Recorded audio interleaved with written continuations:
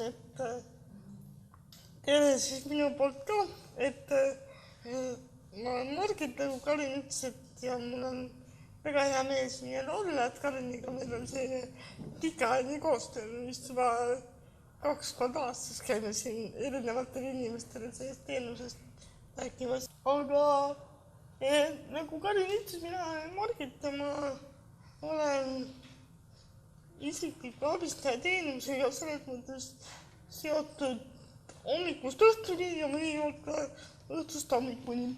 Selles suhtes, et lisaks sellele, et meie kolleegidega koos oleme üritanud kogu aeg sellest seista, et see teenus olemas oleks ja paremaks läheks. Lisaks sellele, kuna ma elan oma ette ja kuna ma vajan peaaegu kõikides toimingutes, mida ma igapäevaselt teen kellegi abi, siis peaaegu kogu aeg päeva jooksul on minu kõrval isiklik abistaja. Täna praegu on see Olga, aga kuna ma vajan teenust nii palju, siis mul on päris mitu abistajat, kes siis vahetustega seda tööd teevad. Lühidalt handicapist. Handicap on selline Eesti mõistes ja eriti Euroopa mõistes väga pisike organisatsioon. Meil on natukene alla 60 liikme praegu. Aga kliente ja partnereid on meil päris palju, nii et see sihtgrupp, kellega me tegeleme, on, ma arvan, et kindlasti 10 korda suurem küll kui meie liikmeskond, sest me ei ole oma sihiks seadnud kunagi seda, et inimene formaalselt on meie liige, aga me teda suurt ei näe või ei kuule temast. Oluline on see, et me saame inimestele kuidagi kasulikud olla. Ja handicap sai loodud 1994. aastal, siis kui mina ja veel paljud teised Tartus olid sellised noored ja rohelised, said lapsest suureks ja oli vaja midagi teha. Aga sellest noorteklubist handicap on praeguseks saanud MTÜ Handicap. Me oleme sellisest klubist välja kasvamas nõustamis- ja koolituskeskuseks,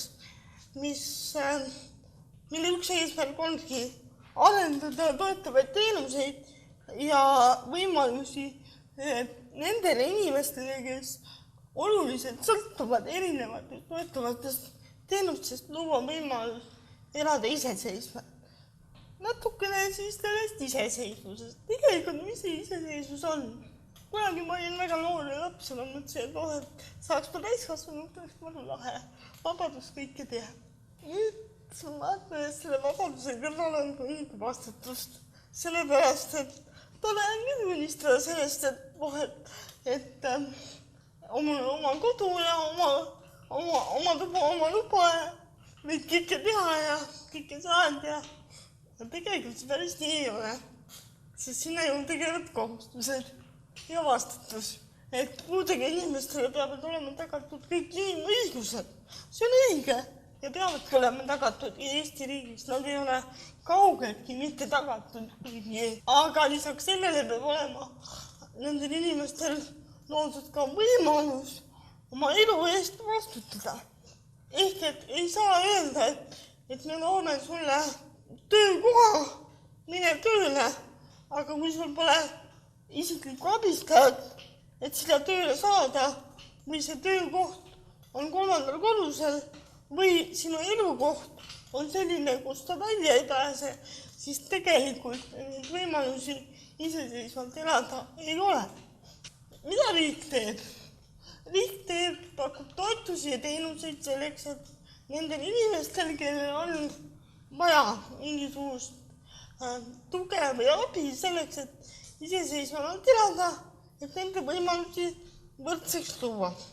Eesti riigis, te ilmselt kõik teate, saavad puudega inimesed sotsiaaltoetust, mille eesmärk on katta lisakulud, mis puudest tulenevad ja kohalik omavalitsus pakub teenuseid. Nendest teenustest me täna räägime pikemalt, aga mis puudutab neid toetusi, ma arvan, et minu olukord on võrdlemisi hea või keskmine Eestis nende puudega inimeste hulgas, aga peale seda, kui see uus süsteem tuli, et hakati hindama neid juhtumipõhiselt inimese kulutusi ja selle alusel sotsiaaltoetust maksma.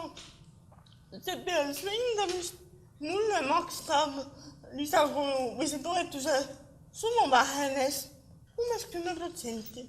Hoolimata sellest, et reaalsed kulutused, kui ma võtan oma tšekid, löön kokku kulutused toetavatele teenustele ja abivahenditele, mis on need asjad, mida see toetus peab katma minu puhul, on tegelikult umbes 10 korda kasvanud. Mis tähendab seda, et paberi peal on jah, juhtumipõhiselt see tagatud, aga reaalsus on natuke teine. Ja nii on enamusega minu tutvusringkonnast ja enamusega handicapa klientidest. Ma ei tea ühtegi puudega inimest, kes igapäevaselt kasutab toetavaid teenuseid ja mõnda abivahendit, kellel see sotsiaaltoetus kataks kõik lisakulud. Või vähemalt suures osas. Kas teie klientide hulgas on mõni selline oluliselt teenustest sõltuv inimene, kellel see katab?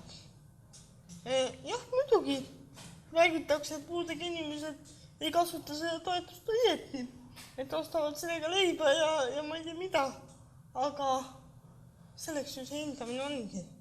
Järelikult nendel muude asjade jaoks ei kulu seda. Järelikult kasutatakse vähest raha ebaefektiivselt ja sealt see vahe ilmselt tulebki. Aga okei, teenustest me räägime kohe pikemalt, aga mis hoolekande seadusest ja meie riigi poolt heaks kiidetud põhimõtetest on väga oluline alati meeles pidada, et kõiki neid teenuseid ja toetusi, mis Eesti riigis on, peab pakkuma lähtuvalt konkreetse kliendi vajadusest ja seisundist. Ehk et kunagi ei ole nii, et kui meie juurde pöördub sügava liikumispuudega inimene, siis me vaatame tabelist, et liikumispuue linnuke, sügav linnuke, talle sobib näiteks isikliku abistaja teenus, linnuke, anname talle 100 tundi kuus linnuke. See ei ole mitte kunagi nii, sellepärast, et kõikide inimeste elud, olukorrad ja seisundid on väga erinevad. Eriti arvestades praegust puude määramise süsteemi, nad on väga erinevad. On olemas sügava liikumispuudega inimesi, kes vajavad abi ainult tänaval äärekivist üles minekul. Ja kui neil on selline parem elektriline ratastool, siis nad isegi seal ei vaja abi. Ja on olemas sügava liikumispuudega inimesi, kes vajavad pidevalt kõrvalabi, kellel on näiteks hingamisaparaat ja keegi peab olemagi, kes aitab seda vajaduse sisse välja lülitada, aitab inimese süüa, hügieenitoiminguid ja on pidevalt juures. Ööpäevalingselt. Praeguses Eestis on need inimesed paberite poolest tihti täiesti võrdsed ja paberite järgi ei saa me üldse aru, milline vajadus ehk siis erivajadus selle kliendil on. Ma saan aru, et enamus teist on sotsiaaltöötajad ja mina olen ka paberite järgi sotsiaaltöötaja, sest tegelikult on see meie vastutus jälgida seda, et igale inimesele määrataks just see teenus ja just selles mahus, mis just sellele inimesele sobib. Aga mis see puue on? Me räägime kogu valikutest ja elustiilist. Tundub ju, et teeme siis valiku ja elame nii. Puue tekibki selle koha peal, kus midagi keskkonnast takistab seda nii tegemast, nagu me tahaks. Ehk et kui inimesel on mingisugune funktsiooni kõrvalekalle, on see siis anatoomiline või füsioloogiline või psüühiline, midagi on natukene teisiti. Ja kui see teisiti olemine antud keskkonnas ei võimalda tal võrdselt teistega elada ja osaleda ühiskonnas, siis see ongi puue. Ehk et kui ratastoolis inimene, kellel on isegi ka abistaja, sobib ratastool ja kui tema liigub sellises majas, kus ei ole treppe või on võimalik kasutada kaldteed ja lifti, kui igale poole mahub väga hästi ratastooliga ligi, tõesti igale poole, siis selles majas, selles keskkonnas sellel inimesel tegelikult puuet ei ole. Sest see puue on kompenseeritud abivahendite ja kohandustega. Puue tekib alles siis, kui miski selle inimese elus on takistatud selle funktsiooni kõrvalekalde tõttu. Ehk et isikliku abistaja teenuse piisaval olemasolul ja kohandatud kodus olen mina täiesti tavaline inimene. Ja me tuleme tagasi selle juurde, millest me alustasime. Järelikult on seal mul täpselt samasugune vastutus ise oma elu korraldada, ise oma asjadega hakkama saada, nagu igal teisel.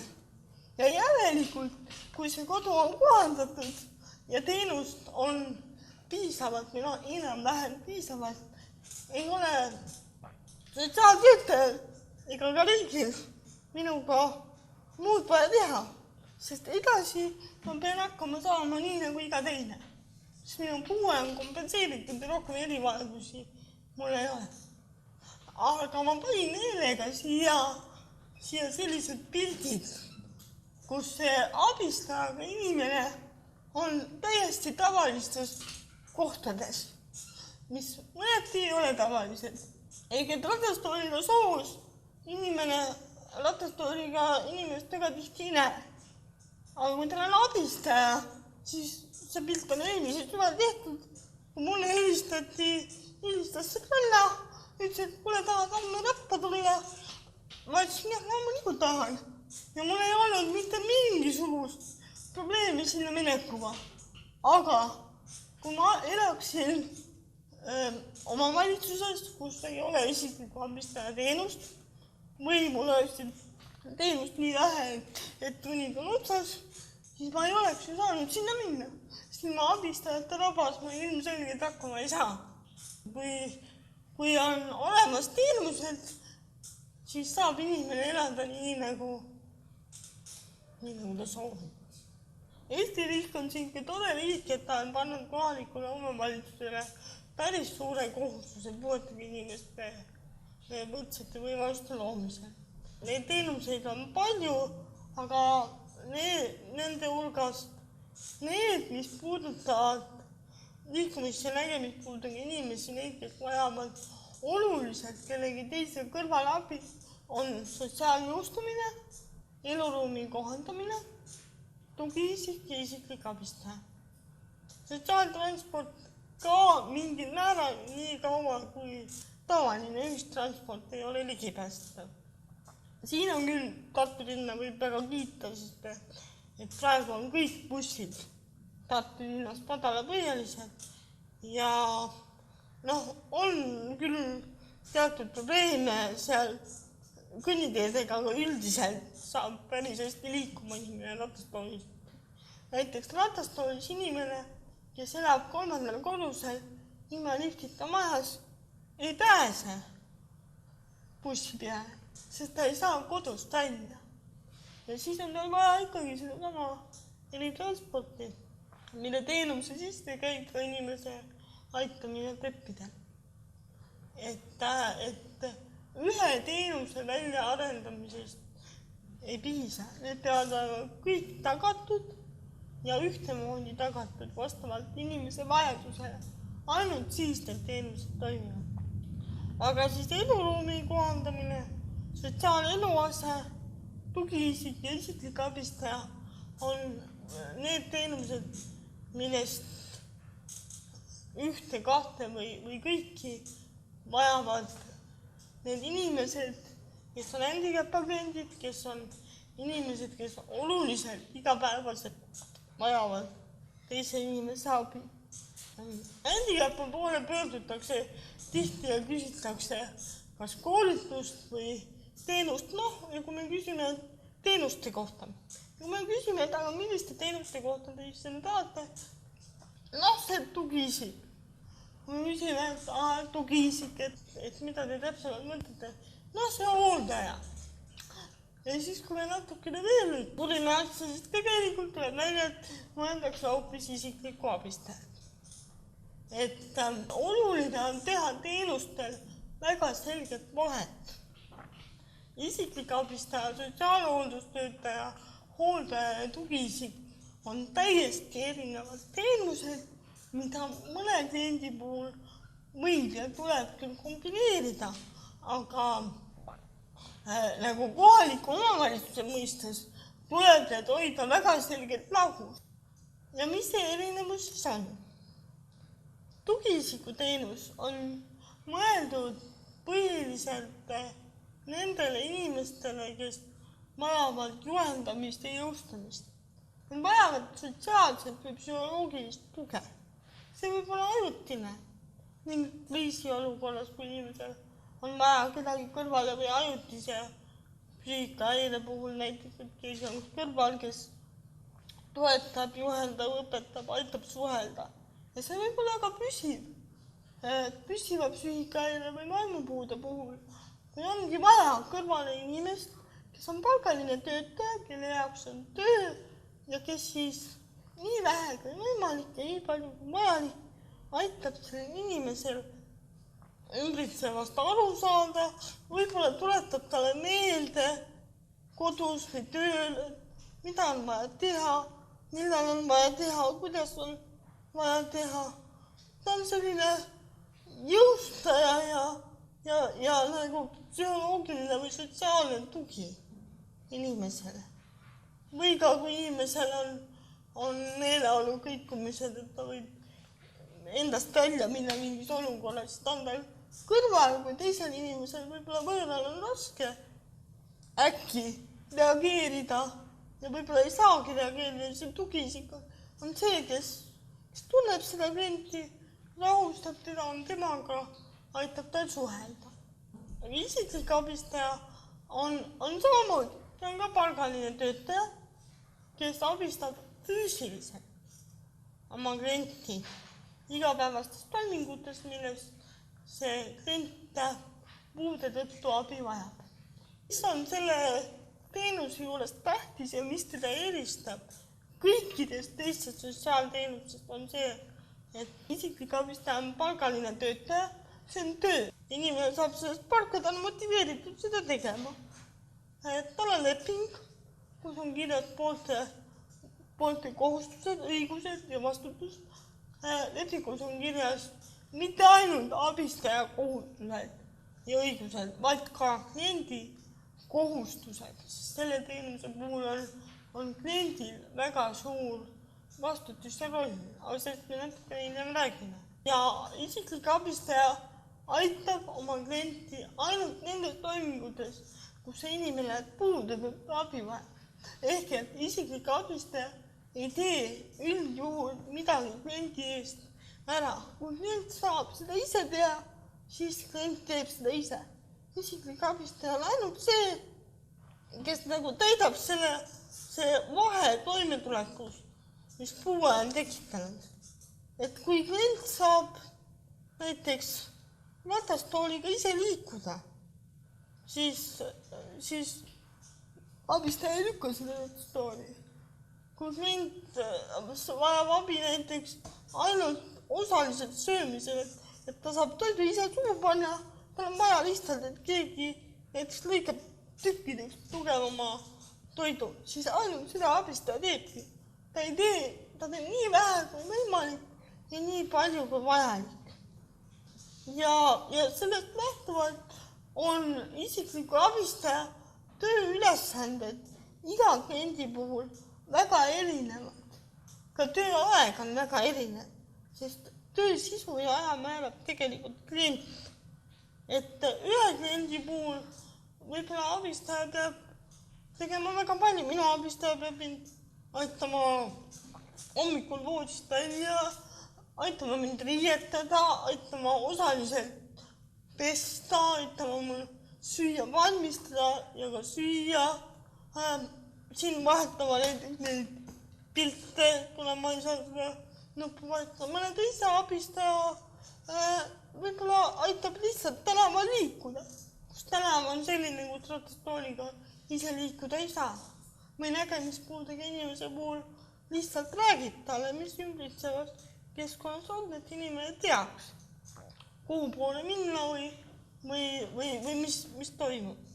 Selle võimaluse elada iseseisvalt või olla iseseisev annab see teenus ainult sellisel juhul, kui seda teenust on inimesele määratud vastavalt selle inimese puudest tulenevale vajadusele või vähemalt ligilähedaselt sellele vajadusele. Kui me mõni aasta tagasi tegime Tartus sellist võrdlevat uurimust, et kuivõrd on inimeste iseseisvus ja iseseisev toimetulek paranenud pärast isikliku abistaja teenuse käivitamist, see oli nagu mõned aastad tagasi, siis me olime alguses natukene kohkunud, et mis mõttes, et polegi nagu väga vahet.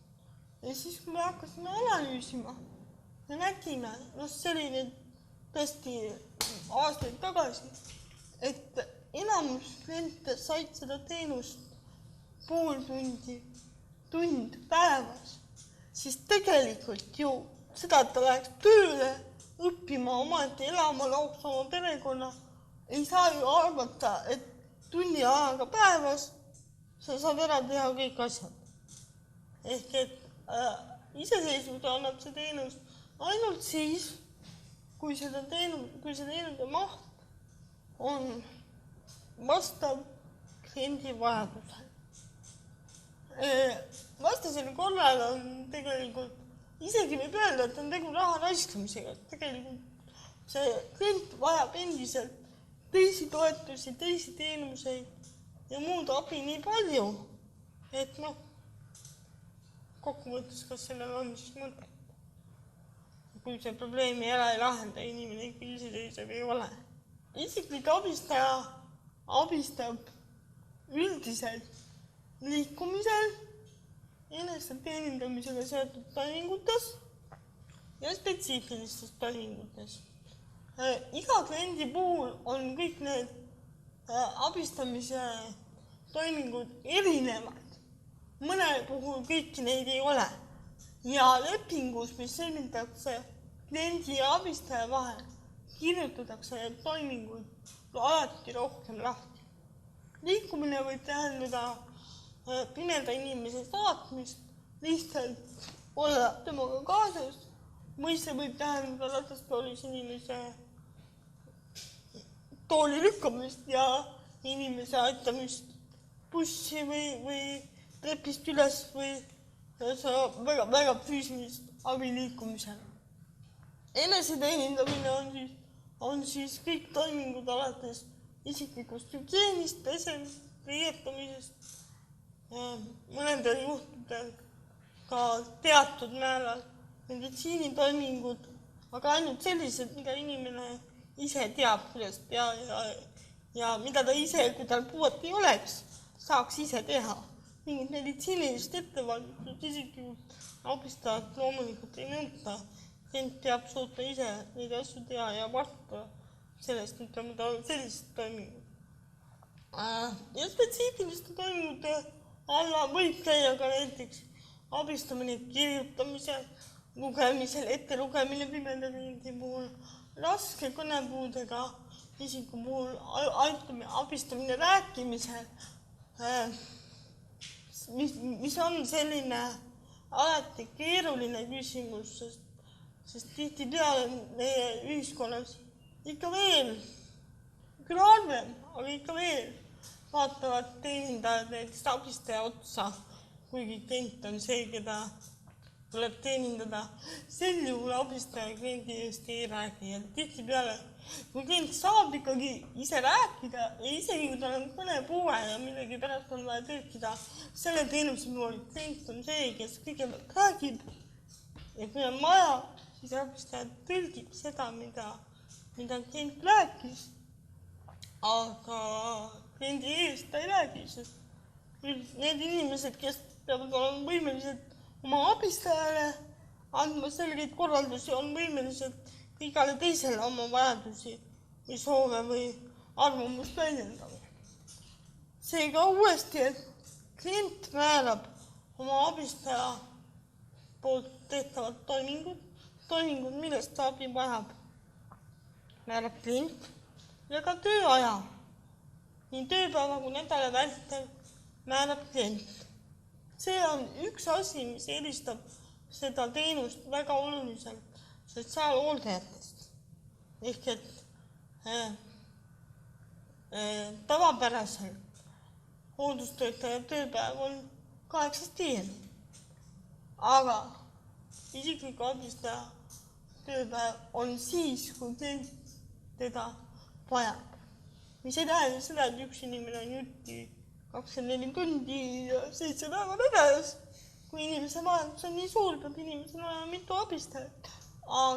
Ja mis ei tähenda ka seda, et klient nüüd võib igal hetkel helistada ja öelda, et tal on kohe vaja, kui see ei ole just eraldi konkreetse abistaja ja kliendi vahel lepingus kokku lepitud ja see sobib. Mõnikord võib tuleta, minul tuleb ka, et mul tihtipeale tuleb ette seda, et kui kellegiga minu abistajatest midagi juhtub, et ma helistan mõnele teisele abistajale ja küsin, et kas ta saab kohe või mõne tunni pärast või homme tulla, kui ta tegelikult ei pidanud tulema, aga ma ei saa seda loomulikult nõuda. Teistpidi, kuna tegu on tööga, siis enamasti, kui inimene saab tulla, siis ta ju tuleb, sellepärast, et teinekord on vaja võib-olla teistpidi vahetada. Miks ma sellest tööajast nii palju räägin? See ongi see, et klient on see, kes seda määrab. Ja see on ka see, miks pärast peab alati olema 3-poolne leping. Ehk igal juhul peab olema klient üks lepingu osapool. Tartus katsetati ühte viisi teenust korraldada mõni aasta tagasi, kus üritati sotsiaalhooldustöötajate lepingutesse panna nagu isikliku abistaja teenuse kohustust teatud klientide puhul. Ja teate, miks ei toiminud? See ei toiminudki sellepärast, et see inimene, töötaja tuli tööle, ta sai aru, et tegelikult on kliendile vaja kas tund aega kauem või ei ole vaja täna 9-5, vaid on vaja 10-4. See ei tea ka, et kauem olema, see võib olla ka vähem. Või siis on vaja hoopis, et päeval oleks ta vaba, aga tuleks hoopis õhtul 8-11. Aga siis oli see, et tööandja on keegi teine. Et kes see klient on, kes seda ütleb. Ja see, kui klient hakkab ütlema kellelegi kolmandale, see keegi kolmas hakkab ütlema abistajale, see muudab selle bürokraatia niivõrd suureks, et see lõppkokkuvõttes ei toimi. Ja mis on veel isikliku abistaja teenuse puhul oluline on see, et oma abistaja õpetab välja klienti, sest klient teab ise kõige paremini, millest tal täpselt abi vaja ja mismoodi on kõige parem teda abistada. See ei tähenda seda, et isiklikud abistajad ei võiks saada või ei võiks vajada mingit ergonoomika koolitust või koolitust, kuidas ennast hoida või ka mingisugust psühholoogilist koolitust, supervisiooni, mida meilt on väga palju küsitud. See on loomulik. Inimesed töötavad kahekesi koos väga intensiivselt kliendiga kõikidest asjadest. Ei saa rääkida kliendiga, ei taha rääkida kliendiga, klient ei taha või ei oska võib-olla alati kõikidest küsimustest ja võimalikest probleemidest rääkida kohe oma abistajaga. Oleks vaja kedagi, kes kes selgitab asju, kes võib-olla ka rahustab asju, kui tekivad mingid konfliktid. Nende koolitustega on nii, et neid koolitusi on väga vähe ja üldiselt neid koolitusi on väga vähe või siis tehakse neid väga üldiselt ja ebaprofessionaalselt, rääkides üldisest ergonoomikast ja hooldusest, unustades ära selle teenuse spetsiifika ehk et klient on ju ka seal. Et klient peab olema see, kes on kaasatud, kes teab, kes õpib ka, võib-olla siis abistajad ja kliendid peaksid koos olema sellel ergonoomika koolitusel, et see klient ise ka õpib ja koos proovitakse koos professionaaliga, millised head abistamisvõtted on mõlemale head. Muidu juhtub nii, nagu meil ühel koolitusel juhtus, kus me tegime nii, no meil olid õnneks abistajad ja kliendid koos, kus väga lugupeetud ergonoomika õppejõud õpetas, kuidas moodi inimest õieti tõsta. Ja see oli mingi siuke võte, kus abistaja pidi laskuma ühele põlvele. No, et siis selga hoida ja siis tõsta. Ja siis tuli üks meesterahvas, kes väga tihti abistab. Ta ei ole küll isiklik abistaja, aga ta teeb abistaja tööd tihti või tegi siis. Ta küsis, et mismoodi te seda mõtlete, et ma abistan oma klienti sõiduautost välja, kas ma laksen siis selle kõnnitee peale põlvili või? Et mismoodi te seda üldse kujutate, et see ei ole reaalselt võimalik, et selle kliendi puhul peab leidma mingi teise viisi. Et ta on seda teinud juba, oli selleks ajast teinud juba aastaid ja tal ei olnud. Selles mõttes tõstmine ei olnud probleem, ta näitas oma seda võtad ka, aga et see ongi see, et kõiki teoreetiliselt häid võtteid ei saa alati kanda üle igasse olukorda igale kliendile. See peab olema olenevalt olukorrast ja olenevalt konkreetsest kliendist. Et kellele see teenus mõeldud on siis liikumis- või nägemispuudega inimesed ja mitte kõik nende hulgas, vaid ainult need, kes vajavad oluliselt teise inimese füüsilist abi. Need liikumispuudega inimesed, kes saavad ise hakkama või vajavad harva teise inimese abi, neile võib sobida mõni teine teenus. Need peavad olema täisealised inimesed. Need inimesed peavad olema ise teadlikud oma abivajadusest, milles, kui palju, kuidas nad abi vajavad ja millal nad abi vajavad. Nad peavad olema võimelised seda teenust korraldama ise. Nad peavad olema võimelised abistajad otsima, välja õpetama, tegema graafikuid, vajadusel läbi rääkima, tegema tööintervjuusid, valmis laskma oma koju võõra inimesi. See on tegelikult meie klientide puhul on alguses olnud väga keeruline, kuidas moodi tuleb võõras inimene abistama. Ja kuna teenuse klient peab tegema igakuise aruande, siis ta peab olema võimeline pidama arvestust. See, kui sotsiaaltöötaja poole ei ole pöördunud ühtegi inimest, kes küsib isiklikku abistaja teenust, ei tähenda, et selles omavalitsuses ei ole neid inimesi. Inimestele tuleb sellest teenusest ja sellest võimalusest rääkida. See on uus teenus ja eriti puudega inimeste jaoks võib-olla mis alles jäävad ratastpool, kus nad teavad seda küsida. Ja see on sotsiaaltöötaja ülesanne ja vastutus seda teenust tutvustada ja pakkuda oma inimestele. Variante, kuidas seda teenust korraldada mitmeid, et teenust pakub kohalik omavalitsus, et otse võtab palgale abistajad. Võib-olla niimoodi, et klient võtab ise oma palgale abistaja, see on nagu Eesti mõistes nagu ta FIE ja teeb ise lepingut, ise korraldab aruandluse. Ja võib-olla ka see, et on olemas mingi klientide firma või ühendus, kus on siis need kliendid koos ja kes siis palkab abistaja, palkab raamatupidaja, palkab vajalikud inimesed, kes seda teevad. Ja kuidas see pakkumine siis käib? Kõigepealt kõik algab siis kohalikust omavalitsusest, kes peab leidma raha. Kes leiab raha oma eelarvest. Ei ole jah head ja tugevat seadust, aga seadus on paragrahv 26 hoolekande seadusest kohustab juba praegu kohalikku omavalitsust määrama puudega inimesele isikliku abistaja või tugiisiku vajaduse.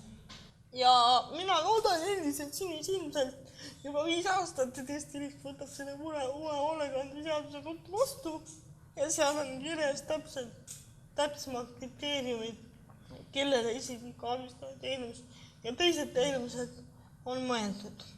Aga ka praegu seadus võimaldab seda teenust täiesti pakkuda ja kohaliku omavalitsuse ülesanne see on.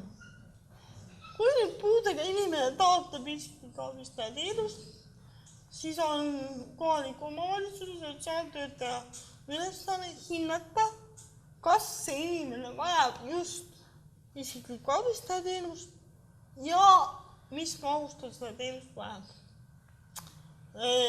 Lähtuvalt nendest kriteeriumitest, mis me enne rääkisime, et inimesel on vaja oma puude tõttu oluliselt füüsilist abi päeva jooksul, ööpäeva jooksul, et tal on liikumis- või nägemispuue ja et ta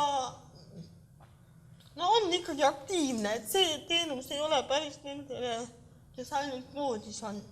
Nendele on tõesti hooldus ja sotsiaalhooldusteenus. Ja et ta on võimeline oma asjaajamist korraldama.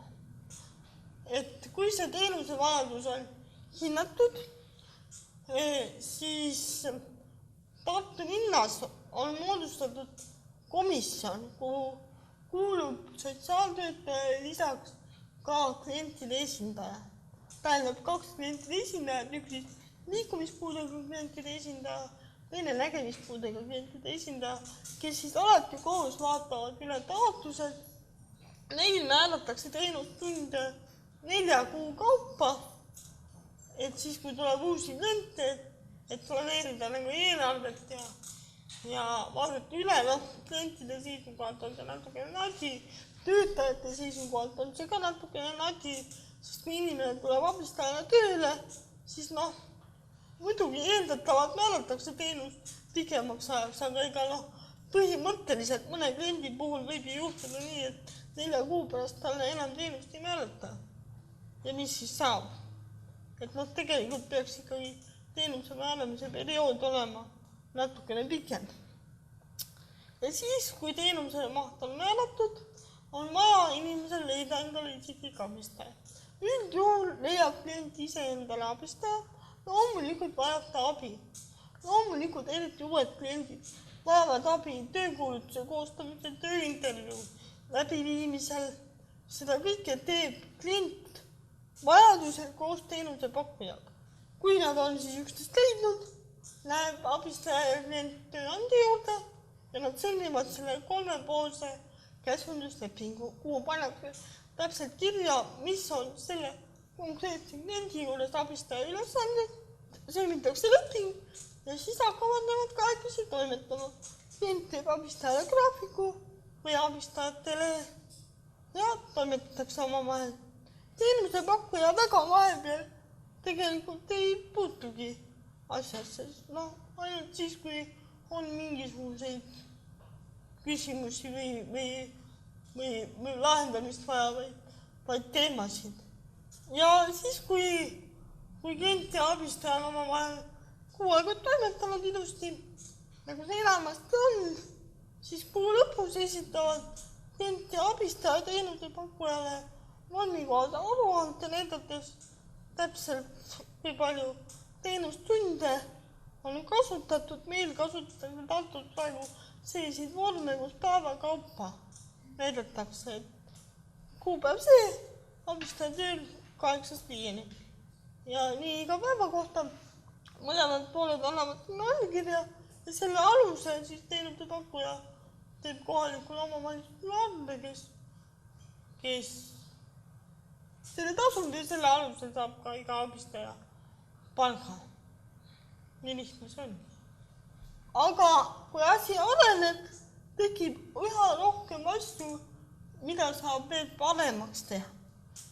Ja asi, mida me oleme rääkinud ja kõikidelt koolitustel, kus meil on nagu pikemad koolitused, kui lihtsalt loeng, kus sotsiaaltöötajad või kliendid või ka abistajad arutavad, mida vaja on, tuleb siiamaani juba 15 aastat välja sama asi.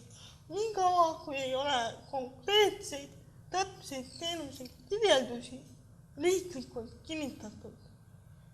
Koos rahastamisskeemidega asi lonkab. Kui ikkagi riigi poolt on selgelt paigas, mis teenus on mis teenus ja kust selleks raha tuleb, mitte ainult see, et kohalik omavalitsus leiab, vaid et kust ta leiab. Nii kaua on kliendil ja ka omavalitsusel, ma saan aru, raske, sa võid kogu aeg põhjendama ja otsima. Ja kliendil on ka ebakindel, et kas ta võib nüüd sellele loota või mitte. Tegelikult, mida rohkem me küsime, mida rohkem kohalikud omavalitsused tunneksid ministeeriumis huvi selle uue hoolekande seaduse vastu, seda tugevamad me oleksime. Et Handicap on küll teinud iga aasta paar pöördumist ja järelpärimist või küsimist või kutsunud Sotsiaalministeeriumi ametnikke rääkima ja uurinud, et alati peale seda on natukene liikunud. Asi, mis on teenuse pakkumisega Tartus piloteeritud ja mis toimis väga hästi ja mis peaks sinna teenuse kirjelduse sisse minema nii, nagu ta on mujal riikides, sees on töötamisega seotud lisakulude katmine. Me möödunud aastal proovisime, see toimis väga hästi. Kui kliendiga koos peab abistajal töö ajal tekib lisakulusid, minnakse teatrisse, kinno, sõidetakse kuhugi, millega seonduvad topeltsõidukulud, siis need peaks katma ja selleks peab olema selle teenuse üks komponent lisaks palgale. See ei ole mitte sõit tööle ja töölt koju, nagu meil Tartus väga tihti sassi aeti, vaid just nimelt see, et kui klient tahab minna teatrisse, kes ostab selle teise pileti. See, et saab tasuta, see on niisugune hea tegevus, mis on mõne kultuuriasutuse vastutulek, mis on tore, aga sellega ei saa arvestada, sest koht on ju kinni. Teatrid vaadatakse, keegi ei tea, kus ta abistaja tahab vaadata või ei taha vaadata, see ei ole ju oluline, aga ei ole abistajal vaja ise seda maksta, see lisakulu ei ole kliendil seda raha, et topeltpiletit maksta, ei ole omagi mõnikord raha igale poole minna, et see on diskrimineeriv, see lisakulude tekkimine. Kõige olulisem asi on ikkagi see juhtumipõhisus, millest Eesti sotsiaaltöö räägib 10-15 aastat, aga kui me räägime oma klientidega, siis väga tihti nad isegi ei tea, kes on nende piirkonna sotsiaaltöötaja. See on võib-olla ka kliendi eelarvamus, aga sotsiaaltöötaja on professionaal ja me oleme õppinud seda, et muidugi jah, klient peab pöörduma, muidugi jah, on kliendi vastutus ise korraldada. Aga tihtipeale on see klient, kellel ei ole abistajat ja ei ole neid teenuseid. Ta lihtsalt on niivõrd jännis oma igapäevase eluga, et ta isegi ei tea, ta ei tule isegi selle peale, et on olemas mõni selline teenus. Või kui ta seda ükskord kuskil koolitusel või üldiselt pakkuda, ta ei saa aru, mis on. Selle tuleb mitu korda rääkida, tutvustada ja pakkuda, proovida. Küll nad siis tahavad ka. Meile ka alguses kliendid ütlesid, mis on kuumusele võõra inimesega lähenud. Ja siis, kui need pool sunniviisiliselt kuu aeg käisid, siis nad küsisid 3-kordselt teenuse mahtu kohe. Ja siis on vaja selgeid nõudeid teenuse kas ei ole et ei juhtuks nii, et teenust hakkab pakkuma asutus, kes tegelikult teenuse pakkumise esimestel kuudel õpib ise, mis teenus see on. See on omavalitsuse vastutus, kui ta teeb riigihanke, tagada see, et see, kes pakub, mitte ainult ei esita odavat ja paberitega korras pakkumist, vaid et ta sisuliselt teab, mis teenus see on. On vaja väga koolitusi sotsiaaltöötajatele ja üldse nendele spetsialistidele, kes puudega inimesega kokku puutuvad, on need arstid, rehabilitatsiooniasutused, et nad oskaksid suunata puudega inimest sellele teenusele, kui ma oskan seda üldse pakkuda ja küsida. Rehabilitatsiooniplaanidest väga harva märgitakse see teenus ära ja sealt teabki ju tulemas teadmine, et teenust on vähe. Ja viimane asi see, mida me tegelikult täna oleme kogu aeg rääkinud, et ka neid puudega inimesi ja nende lähedasi tuleb pidevalt toetada, õpetada ja jõustada, sellepärast, et nemad on ju tegelikult need, kes saaksid olla sotsiaaltöötajale partnerid. Et kui te räägite, et teil on raske seda raha taotleda teenusele, siis kui teil on kõrval need teadlikud kliendid, kui te saate öelda, et ega ma seda teenust paberi pärast ei taha, vaat siin on Mari ja Jüri, kes selle teenuse läbi läheksid tööle ja ei vajaks enam toimetuleku toetust, saaksid ise hakkama, ei vajaks hooldekodu kohta, siis see on ju odavam ja parem variant vallale, omavalitsusele kui mõni teine variant.